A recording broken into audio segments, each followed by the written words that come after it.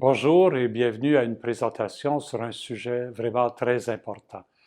Si une personne vous confiait qu'elle a été victime d'abus sexuels, comment réagiriez-vous? Écouteriez-vous un enfant de la même manière qu'un adulte? Et si l'abus a été commis par un parent ou une personne en autorité, comme un prêtre ou un entraîneur d'équipe, cela ferait-il une différence?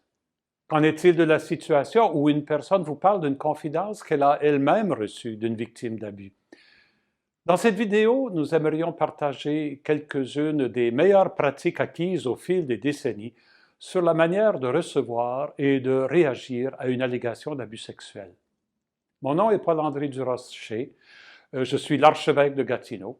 Je suis aussi président du comité permanent de la Conférence des évêques catholiques du Canada pour le ministère responsable et la protection des personnes mineures et vulnérables. Établi en 2018, ce comité a comme mandat de recueillir et de disséminer l'information fondée sur des recherches, des réflexions et des recommandations autour des questions et des préoccupations relatives aux abus sexuels commis par le clergé. Le comité aborde de façon globale les questions de la guérison et de la prévention en reconnaissance de toutes les conséquences subies par les victimes, les familles, les collectivités locales, la société et la foi religieuse. Le comité permanent est composé de professionnels qui sont qualifiés dans des domaines rattachés au mandat du comité, tels que la protection de l'enfance, le droit, la psychologie, en plus de quelques évêques et survivants d'abus sexuels cléricaux. En 2018, la conférence a publié un document de référence sur ce sujet à l'intention de tous les diocèses du Canada, qui s'intitule Protection des personnes mineures contre les abus sexuels, appel aux fidèles catholiques du Canada pour la guérison, la réconciliation et la transformation. Il remplace les premières lignes directrices de la CECC, émises en 1992, ainsi que sa mise à jour de 2007. Il reflète les plus récentes lois en vigueur au Canada, les normes et les attentes que le Saint-Siège avait promulguées avant sa publication, ainsi que les opinions de nombreux experts et surtout de survivants d'abus sexuels cléricaux. Une directive importante invite tous les évêques diocésains à désigner une personne pour accueillir les dénonciations de gestes répréhensibles de la part du clergé ou de toute personne mandatée ou employée dans l'Église. Au fil des ans, nous avons appris beaucoup de ces délégués qui nous ont partagé leurs expériences d'écoute et nous ont aidés à identifier les nombreux défis qui se présentent lorsqu'ils accueillent une dénonciation. Cette vidéo se propose de les aider dans ce service délicat et si important en résumant ces défis et en proposant des attitudes et des comportements qui sauront y répondre. Nous prévoyons par ailleurs que cette vidéo pourra servir à toute personne à qui une victime d'abus sexuels confie son expérience et dénonce l'abuseur. Que nous soyons parents, amis, collègues ou employeurs, que ce soit dans un milieu ecclésial, communautaire, professionnel ou familial, nous risquons tous de nous retrouver avec quelqu'un qui a été victime d'un geste déplorable et souvent criminel et qui désire se confier. Il est important alors de savoir comment bien écouter et accompagner la personne qui nous prend confiance et s'ouvre ainsi à nous dans toute sa vulnérabilité. J'espère que les prochaines minutes vous seront utiles et j'espère qu'elles vous aideront à bien écouter ceux et celles qui choisiront de vous confier leurs craintes et leurs peines les plus profondes. Bonjour, je suis Delphine Collin-Vézina, psychologue et professeure titulaire à l'Université McGill. Depuis le début de ma carrière, il y a plus de 20 ans, je me suis toujours intéressée à la problématique des abus sexuels avec l'espoir de contribuer, même à une petite échelle, à ce qu'il y ait moins de victimes dans nos communautés et à ce que ceux et celles qui malheureusement vivent cette expérience soient mieux soutenus et aidés dans leur processus de guérison. J'ai eu l'opportunité plus récemment de collaborer avec l'Archidiocèse de Montréal dans leur volonté d'amorcer un virage victime, une approche qui met au cœur de la démarche la personne abusée. Je suis également membre du comité permanent de la Conférence des évêques catholiques du Canada pour le ministère responsable et la protection des personnes mineures et vulnérables. Cette présentation est influencée par ces riches collaborations que j'ai pu développer avec eux. Dans cette première partie de cette présentation, j'aimerais revoir avec vous les fausses croyances qui sont encore présentes dans nos sociétés et qui peuvent parfois obscurcir notre jugement et notre capacité de croire la victime qui dévoile ce qu'elle a vécu. La première fausse croyance est de croire que l'abus sexuel est une problématique qui touche peu de personnes et vraiment très peu souvent les garçons. La réalité est que de nombreuses recherches indiquent qu'une femme sur 5, voire une femme sur 4, de même qu'un homme sur 10, a été victime d'abus sexuels avant l'âge de 18 ans. La deuxième fausse croyance est de croire qu'il doit y avoir contact physique, voire une pénétration, pour affirmer qu'il s'agit d'un abus sexuel. En fait, des formes avec et sans contact peuvent constituer de l'abus sexuel. On n'a qu'à penser à l'exhibitionnisme ou au voyeurisme, par exemple. La troisième fausse croyance est de croire que les abus sexuels impliquent toujours de la violence. Certains actes sexuels sont commis par le recours à la contrainte et à la force, mais la plupart sont commis par manipulation. La personne abusive qui est dans une position de responsabilité, de confiance ou de pouvoir peut prendre avantage sur la victime et la contraindre, et ce, sans nécessairement avoir recours à la violence physique. La quatrième fausse croyance est de croire que la majorité des abus sont commis par un étranger. Malheureusement, on estime que 9 victimes sur 10 connaissent leur agresseur. C'est justement à travers ce lien de confiance que l'abuseur manipule et intimide la victime et l'amène à se sentir confuse face à l'abus et moins susceptible d'en parler. La cinquième fausse croyance est de croire que les abus sexuels ne se produisent que dans certaines classes sociales, cultures ou familles dysfonctionnelles. L'abus sexuel dans l'enfance se produit dans toutes les cultures, communautés et classes sociales. Ce type d'abus est indépendant de la fonctionnalité de la famille, car les agresseurs peuvent gagner la confiance des familles fonctionnelles et dysfonctionnelles. La sixième fausse croyance est de croire que les agresseurs ne sont que des hommes. Bien que les hommes soient le plus souvent impliqués comme agresseurs, on estime que 5% des abus sont commis par des femmes. Il est important de reconnaître cette réalité, car les victimes peuvent être particulièrement confuses face à ce qu'elles ont vécu, car cette forme d'abus peut être minimisée, voire ignorée. La septième fausse croyance est de croire que les victimes sont consentantes si elles présentent une réaction physiologique lors de l'abus. Les réactions physiologiques, comme une érection ou la lubrification, sont courantes chez les victimes d'abus sexuels et sont le résultat d'un mécanisme naturel et réflexe qui ne peut aucunement être comparé au plaisir ou au désir sexuel. Cette réaction peut rendre la victime encore plus confuse et honteuse. La huitième fausse croyance est de croire que les victimes pouvaient empêcher l'abus de se produire en évitant certaines personnes et en usant de bon sens pour s'en protéger. La réalité est que cette croyance place une responsabilité totalement inappropriée sur la victime, en niant le fait que l'agresseur manipule et use de différentes stratégies pour arriver à ses fins. Les personnes abusées ont eu la malchance de rencontrer un abuseur et la responsabilité incombe toujours entièrement à l'agresseur et non pas à la victime. La neuvième fausse croyance est de croire que les personnes qui ont été victimes d'abus sexuels dans leur enfance, et plus particulièrement les hommes, sont plus susceptibles de commettre des agressions sexuelles une fois adultes. En fait, la majorité des survivants d'abus sexuels, hommes et femmes, ne deviendront pas des auteurs d'agressions sexuelles. Et une histoire de victimisation sexuelle n'est ni une condition nécessaire ni une condition suffisante pour commettre une infraction sexuelle. Les facteurs ou les conditions pour que l'abus sexuel se produise sont beaucoup plus divers et complexes. La dernière fausse croyance est de croire que, si les histoires d'abus sont vraies, les personnes les dévoileront rapidement. C'est de cette dernière fausse croyance dont il sera question dans la deuxième partie de cette présentation.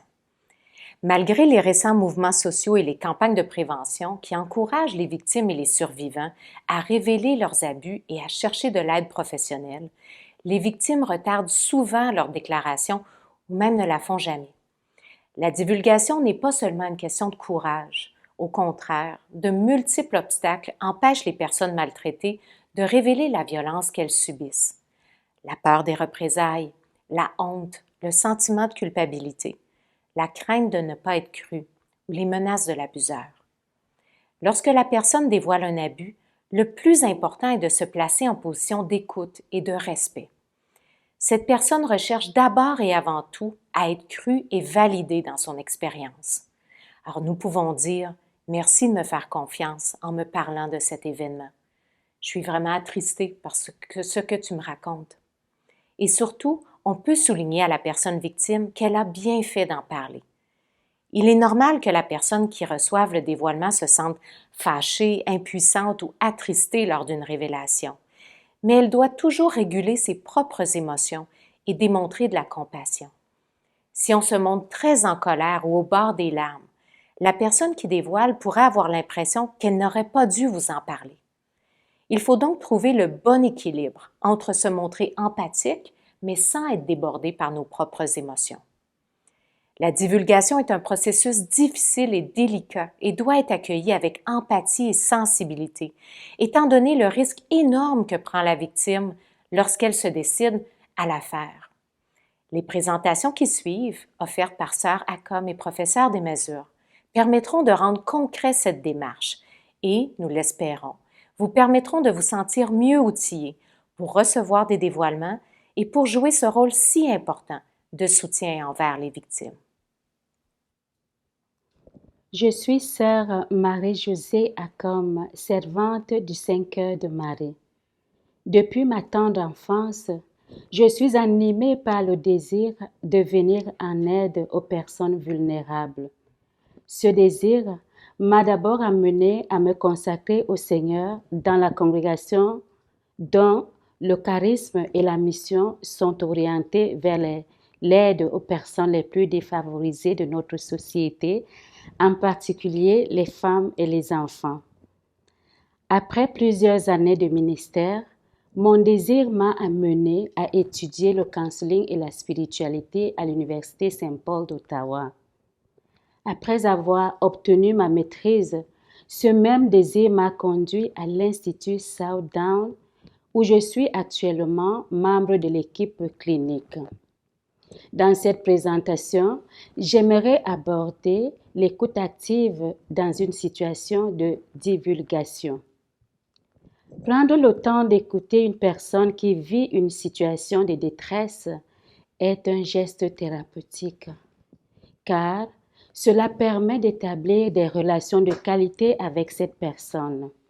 En même temps, écouter l'autre constitue la pierre angulaire de l'aide que vous lui apportez.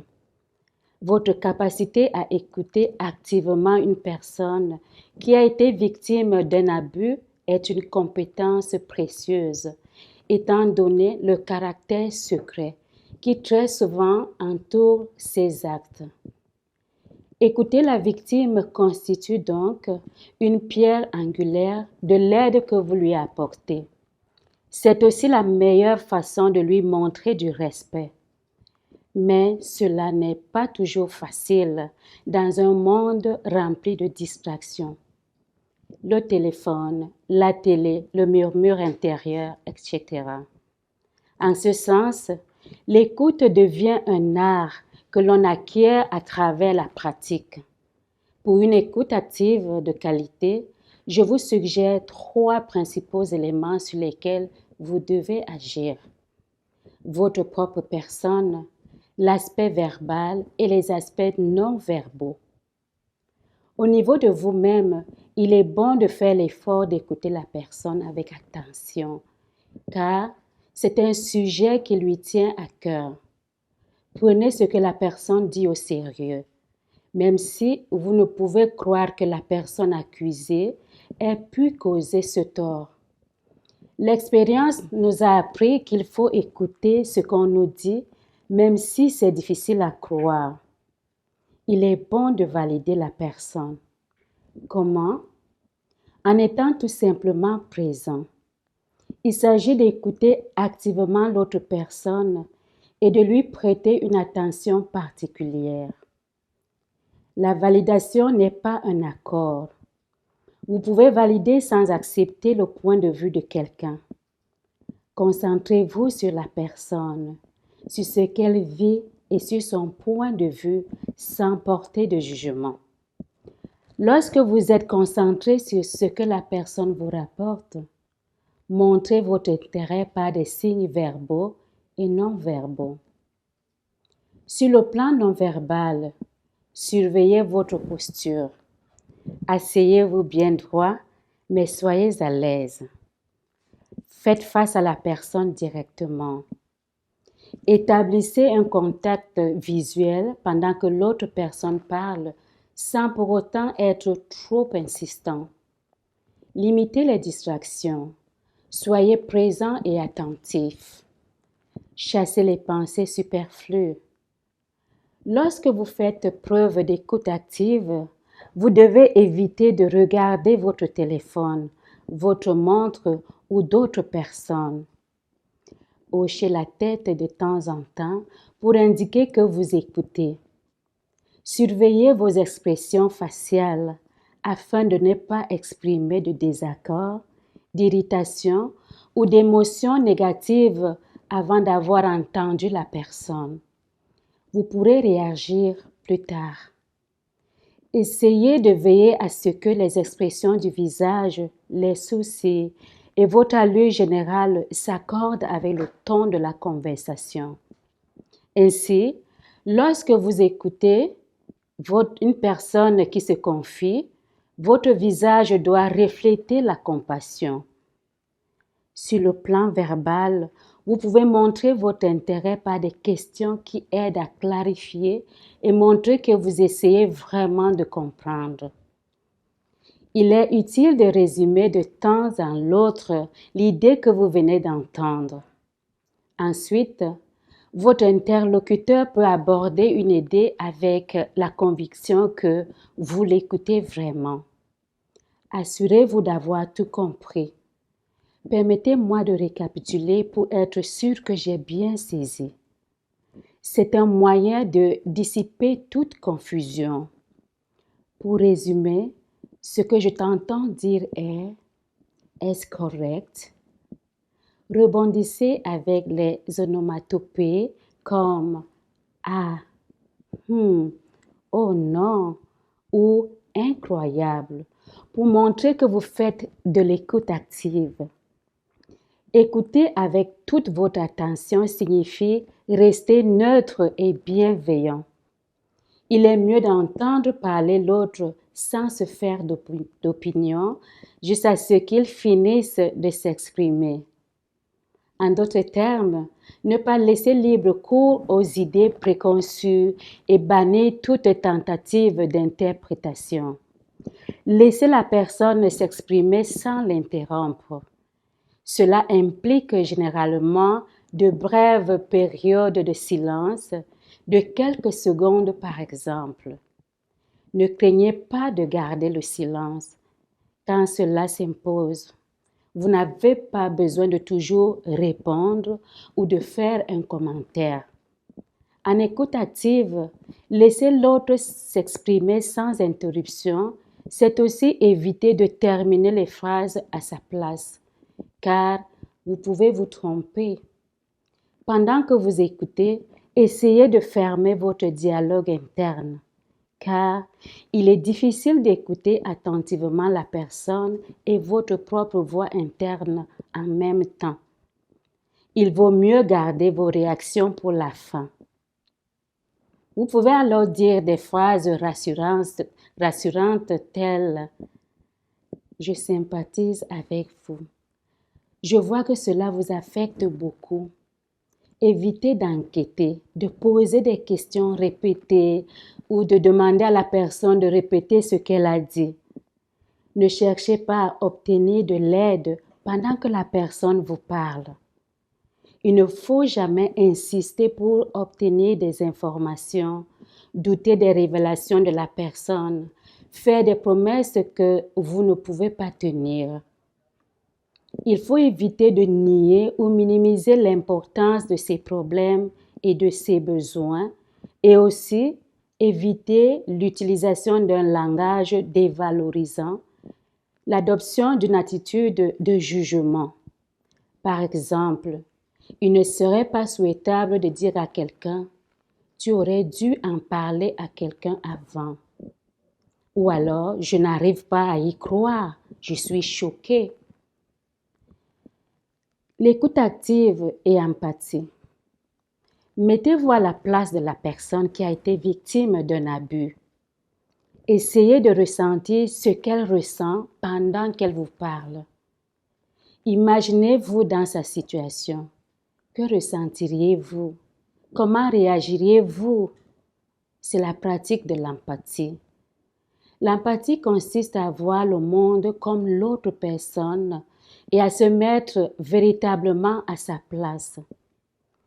Pour faire preuve d'empathie, il faut être ouvert d'esprit, apprendre à se mettre à la place de l'autre et communiquer notre acceptation de leur expérience de manière appropriée. L'empathie va faciliter la communication avec la personne. Elle va aussi aider lorsque la victime vous parle de son expérience stressante et difficile à expliquer. Il existe plusieurs types d'écoute empathique. Faire de la place, réfléchir et réagir. Faire de la place implique de faire de la place pour le message qui est délivré par le biais d'indices verbaux et non verbaux. Le contact visuel et un langage corporel réceptif sont des exemples de création d'espace. Réfléchir implique de renvoyer à la personne ce qu'elle nous a dit tel un miroir. Essayez de ne pas mettre en équation vos propres idées lorsque vous réfléchissez. Concentrez-vous simplement sur la projection des mêmes émotions et des mêmes mots que ceux qui vous sont exprimés. Rassurez l'autre personne en lui disant que sa réaction est raisonnable et que n'importe qui d'autre dans sa situation ressentirait la même chose. La troisième forme d'écoute, la réaction, est la forme la plus courante. Les réactions ne doivent pas nécessairement être globales ou importantes. Elles peuvent être subtiles, comme lorsque nous hochons la tête en même temps que l'orateur. Nos réactions et réflexions ne doivent pas porter sur nos propres points de vue, mais plutôt indiquer que nous avons compris ceux de l'autre personne. Posez des questions pour clarifier et montrer que vous essayez vraiment de comprendre ou pour résumer. Par exemple, ce que je vous entends dire est, n'est-ce pas?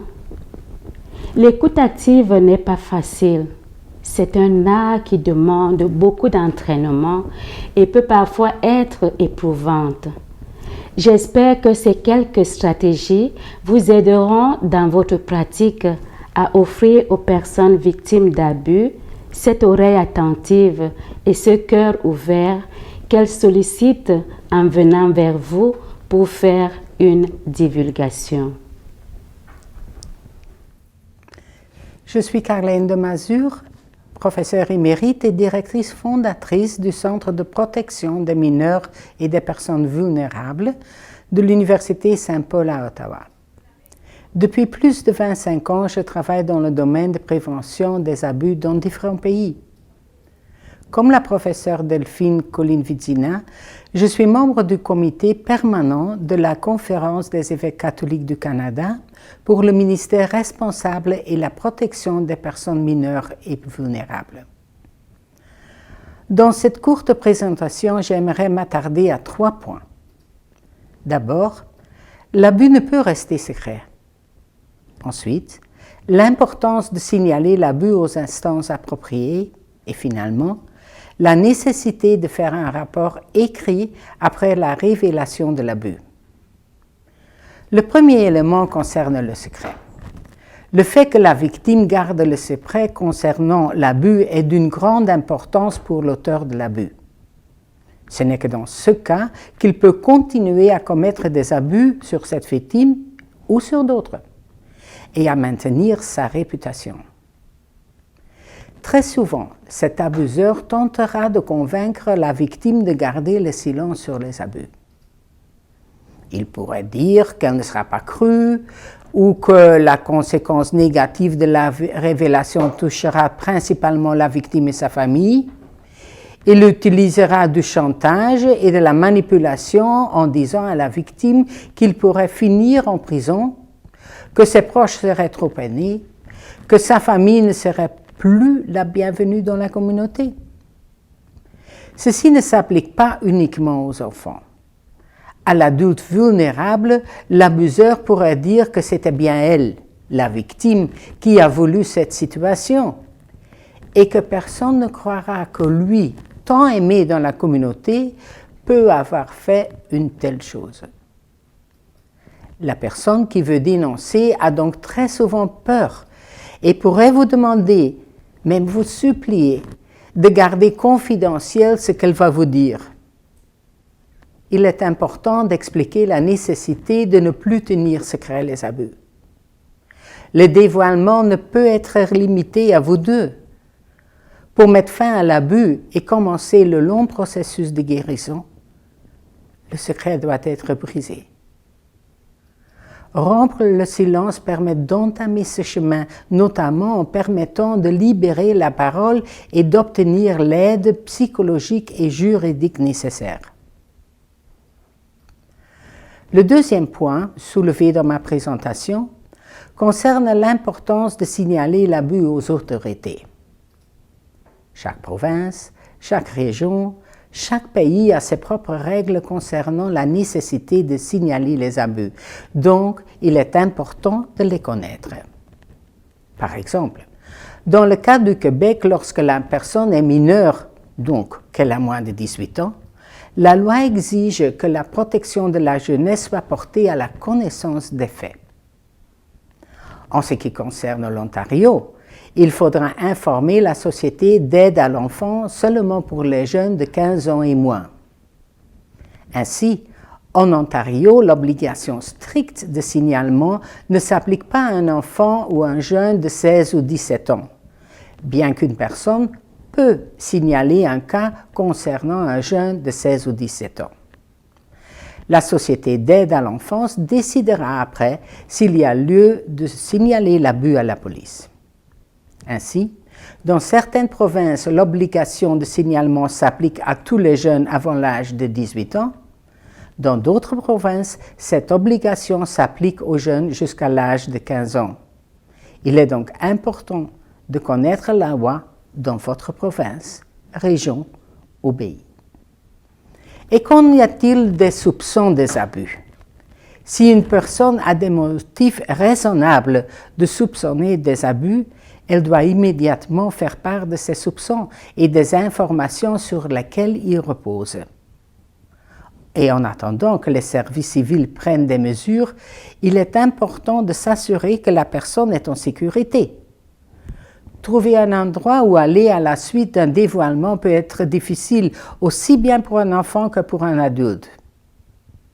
Les victimes sont souvent isolées, les abus les ayant éloignées de leur réseau social. Elles n'ont plus de relations en dehors de la communauté qui leur a abusé et ne savent plus où aller. En ce sens, il est important de s'assurer que la santé mentale et physique de la personne est prise en charge et de la référer aux services sociaux et médicaux au besoin. En ce qui concerne les abus commis par un prêtre, un religieux ou un laïc qui a une fonction dans l'Église, l'Église catholique invite aussi à dénoncer les abus. Si la personne qui est au courant d'un abus est prêtre ou religieux, il est même obligé de le faire. Contacter le délégué ou le service responsable dans votre diocèse est important, même si vous avez déjà informé les services civils. L'archevêque va explorer ce point un peu plus. En général, s'il y a une poursuite judiciaire, l'Église attend le résultat de cette enquête avant de procéder elle-même. Même si le signalement à la protection de la jeunesse ne s'applique pas aux adultes, même ceux considérés vulnérables, par exemple en raison d'un handicap ou d'un statut d'immigration précaire, le secret doit également être rompu. Et dans l'Église, On doit dénoncer ces abus. Le Canada, comme d'autres pays, ont des lois qui protègent les adultes qui se trouvent dans des situations de vulnérabilité. Dénoncer est souvent le seul moyen à mettre fin à l'abus. Le dernier aspect que je désire soulever dans cette présentation concerne l'importance du rapport écrit à la suite du dévoilement. Lorsque nous avons pu écouter la victime et s'assurer qu'elle est en sécurité, il est alors temps d'écrire un rapport. La personne qui a écouté l'histoire de la victime pourrait être tentée de remettre cet âge à plus tard, lorsqu'elle aura elle-même géré les émotions ressenties lors du dévoilement. Il est cependant important de l'écrire aussi vite que possible après la divulgation pour que la mémoire ne fasse pas défaut. Le rapport doit être aussi objectif que possible. Les données objectives à enregistrer sont les suivantes. Qui a dénoncé l'abus? S'agit-il de la victime elle-même ou d'une tierce personne, comme par exemple les parents ou un enseignant? Quand le signalement a-t-il été fait?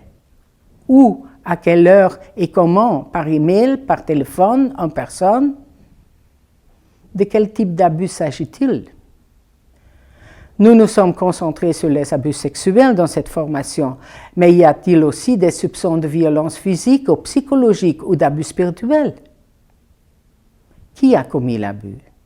Quand l'abus a-t-il été commis?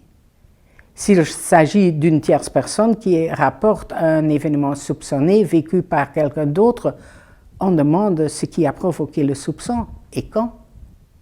Qu'est-ce que la personne a observé ou entendu?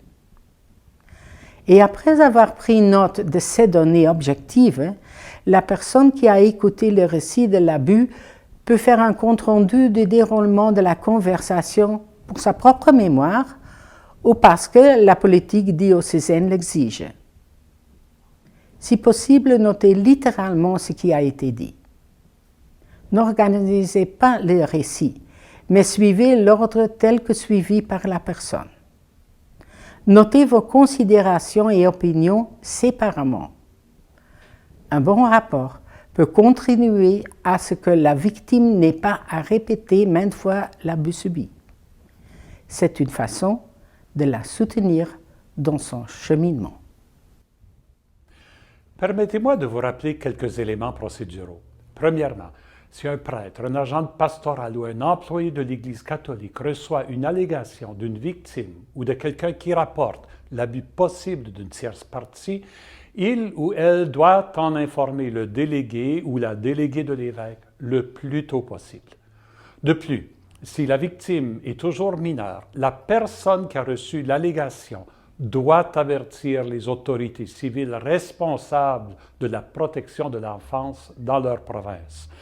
Quant à la personne déléguée pour l'évêque pour accueillir ces plaintes, elle devra en informer l'évêque et le comité consultatif dans les plus brefs délais. Il est bon de savoir que l'évêque lancera rapidement une procédure d'enquête préliminaire, à moins que la cause ait été rapportée à la police, ce que nous encourageons toujours la victime à faire, ou que la plainte soit vraiment non fondée. Les résultats de cette enquête préliminaire seront soumis au dicaster de la doctrine de la foi à Rome, qui déterminera les prochaines étapes pour juger la cause. Durant toute cette procédure, le délégué ou la déléguée de l'évêque s'efforcera d'informer la personne qui a porté plainte du déroulement de la procédure et des étapes franchies. Elle cherchera à lui offrir le soutien dont elle a besoin tout au long de la procédure. En conclusion, au nom du comité permanent de la CECC pour le ministère responsable, j'aimerais remercier les personnes qui ont participé à la réalisation de cette vidéo. Et je tiens à vous remercier, chers auditeurs et auditrices, pour votre écoute et votre engagement auprès de toute personne blessée dans notre Église et dans notre société. Que Dieu notre Père renouvelle en vous son esprit de sagesse et de compassion pour que vous portiez l'amour du Christ au cœur du monde.